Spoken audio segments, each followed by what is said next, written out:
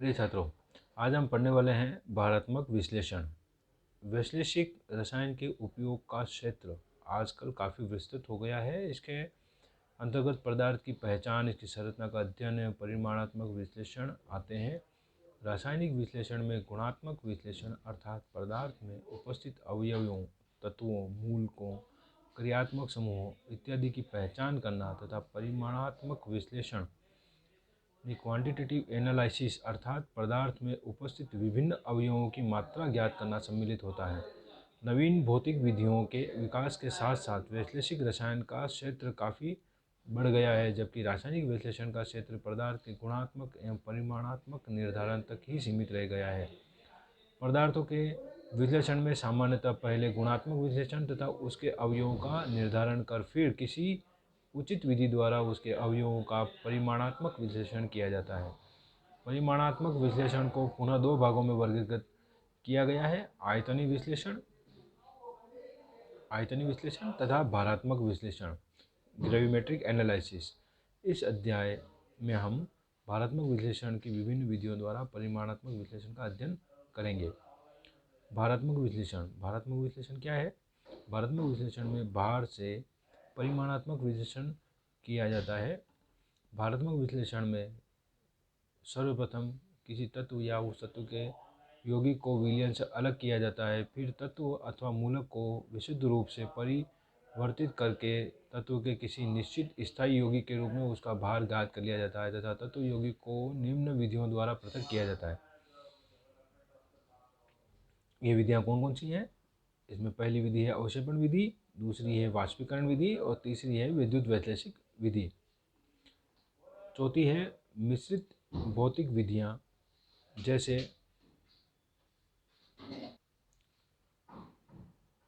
चौथी है मिश्रित भौतिक विधि। मिश्रित भौतिक विधियाँ जैसे विलायक, निष्कर्षण, वर्णलेख की विधि आदि भारात्मक विश्लेषण में तत्व या मूलक का भार उस यौगिक के सूत्र एवं उसे रखने वाले यौगिकों के सापेक्ष परमाणु भार ज्ञात होने पर आसानी से तथा शीघ्रतापूर्वक ज्ञात किया जा सकता है। कई कमियों के होने पर भी भारात्मक विश्लेषण से आकलन किए जाते हैं, क्योंकि कमियों के साथ ही इसकी उपयोगिता भी है। जैसे इस विधि में आधुनिक विश्लेषण तुला का उपयोग करने पर प्राप्त परिमाण यथार्थ एवं परिशुद्ध होते हैं। दूसरा, त्रुटियों को आसानी से दूर किया जा सकता है। छायांकित में परीक्षण कर पूर्ण अवक्षेपण की पुष्टि की जाती है, फिर अवक्षेपण का परीक्षण कर अशुद्धि दूर की जा सकती है। इस विधि में हमें अंशांकन नहीं करना पड़ता, वह प्राप्त मान निरपेक्ष होते हैं। चौथा, इस विधि में प्रयुक्त उपकरण सस्ते होते हैं। केवल कुछ परीक्षणों में प्लेटिनम क्रूसिबल, मफल भट्टी जैसे महंगे उपकरण प्रयोग में आते हैं, बाकी ये बहुत सस्ती विधि है। भारात्मक विश्लेषण का उपयोग मानक विलयनों के विश्लेषण तथा उच्च यथार्थ वाले परीक्षणों हेतु किया जाता है, किंतु समय अधिक लगने के कारण इसका अनुप्रयोग अब कुछ कम हो गया है। यहाँ केवल अवक्षेपण विधियों का ही वर्णन किया जाएगा, क्योंकि यह विधि सबसे महत्वपूर्ण है। प्रेसिपिटेशन मेथड्स क्या है, इसके बारे में हम देखते हैं।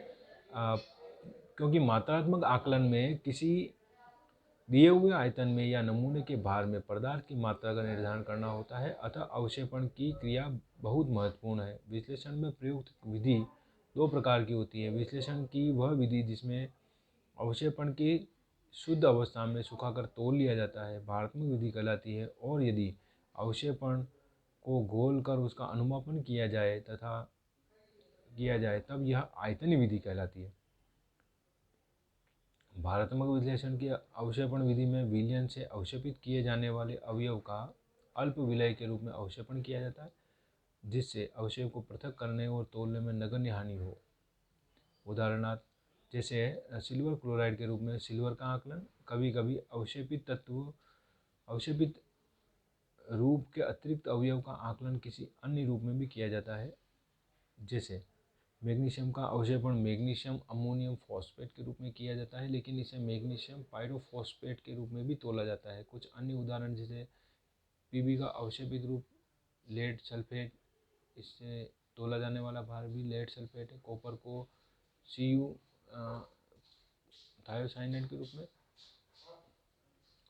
और इसे पर थायोसाइनाइड के रूप में ही तोला जाता है। एल्यूमिनियम को एल्यूमिनियम हाइड्रोक्साइड के रूप में अवशोषित किया जाता है, पर इसे एल्यूमिना Al2O3 के रूप में, इसी तरह आयरन को FeOH3 एल्यूमिनियम हाइड्रोक्साइड के रूप में, जबकि इसे फेरस ऑक्साइड के रूप में तोला जाता है।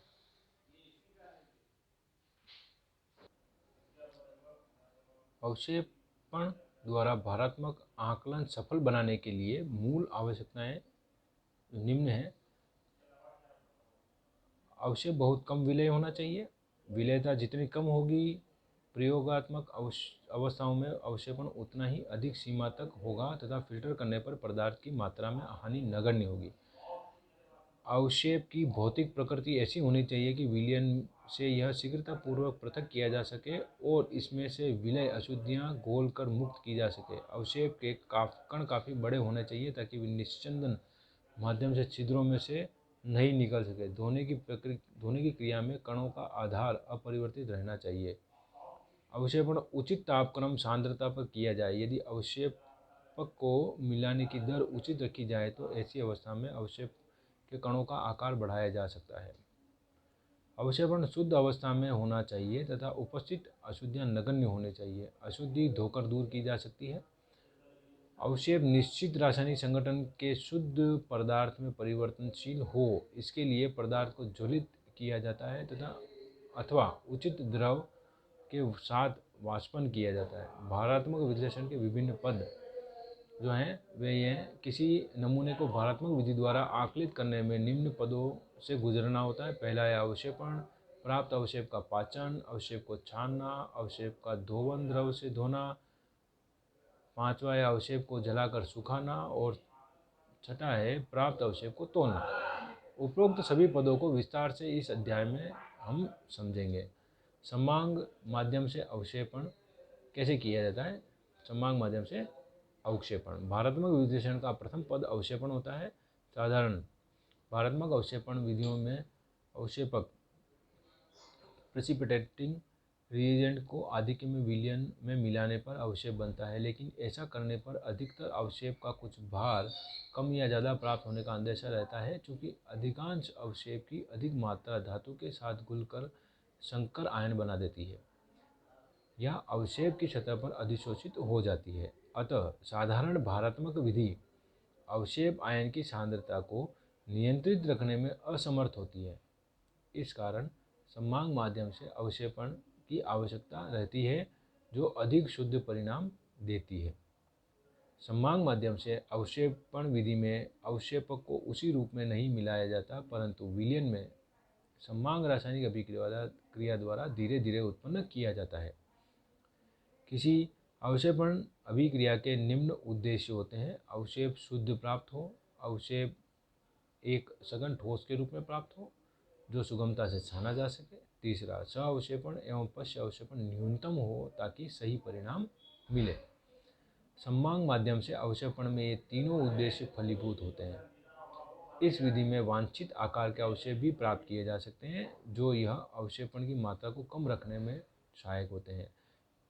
केंद्रण के समय अति संतृप्ति की सीमा कणों के आकार का निर्धारण करती है। बड़े आकार के कण का अवक्षेप प्राप्त करने के लिए अति संतृप्तता न्यूनतम होनी चाहिए एवं साथ ही रासायनिक अभिक्रियाओं की गति भी मंद होनी चाहिए। छोटे आकार के कण के अवक्षेप तीव्र अभिक्रिया द्वारा अति संतृप्त विलयनों के प्राप्त किए जा सकते हैं। समांग माध्यम से अवक्षेपण विधि में अवक्षेपक को धीरे धीरे एवं समान रूप से किसी रासायनिक अभिक्रिया द्वारा विलयन में उत्पन्न किया जाता है, जिससे अति संतृप्तता काफ़ी हद तक कम हो जाती है और इस प्रकार के अवक्षेपण में सह अवक्षेपण की क्रिया न्यूनतम हो जाती है। इस विधि से प्राप्त अवक्षेपण सघन तथा सुगमता से छाने जा सकने वाली अवस्था में होते हैं। अवक्षेपण की गति को बदलकर अवक्षेप की भौतिक आकृति को भी बदला जा सकता है। इस विधि में अवक्षेपक मात्रात्मक रूप में प्राप्त होते हैं। अवक्षेपों के घने ठोस बनने में ऋणायन की प्रकृति बहुत महत्वपूर्ण है। ऋणायन, सल्फेट ऋणायन, जैसे विलयन में सल्फेट आयन प्राप्त करने के लिए सल्फोनिक अम्ल NH2SO3H उपयोग में लाते हैं। सल्फोनिक अम्ल का जलवकरण करने पर सल्फेट आयन प्राप्त होते हैं। जो कि इस अभिक्रिया से आप समझ सकते हैं। सल्फेनिक अम्ल का जल अपघटन करने पर NH4 plus proton plus HSO4 minus 2 मिलता है। इस अभिक्रिया द्वारा BeSO4 का अवक्षेपण होता है। डाइमेथिल सल्फेट भी सल्फेट आयन की प्राप्ति का एक अच्छा साधन है। जल अपघटन अभिक्रिया द्वारा बेरियम, स्ट्रोंशियम, कैल्शियम तथा लेड का अवक्षेपण किया जा सकता है। हाइड्रोक्साइड और क्षारीय लवण। विलयन में पीएच धीरे धीरे बढ़ने से हाइड्रोक्साइड तथा क्षारीय लवण अवक्षेपित हो जाते हैं। पीएच नियंत्रण हेतु अमोनिया का 1:1 विलयन प्रयुक्त किया जाता है, किंतु जब अमोनिया अवक्षेपक का काम करती है तब इस विधि से पीएच नियंत्रित नहीं की जा सकती। अमोनिया की अधिकता की संभावना को कम करने के लिए अमोनिया बाहर से न मिलाकर विलयन में रासायनिक अभिक्रिया द्वारा उत्पन्न की जाती है। यूरिया जल अपघटित होकर विलयन का पीएच बढ़ाने हेतु प्रयोग किया जाता है।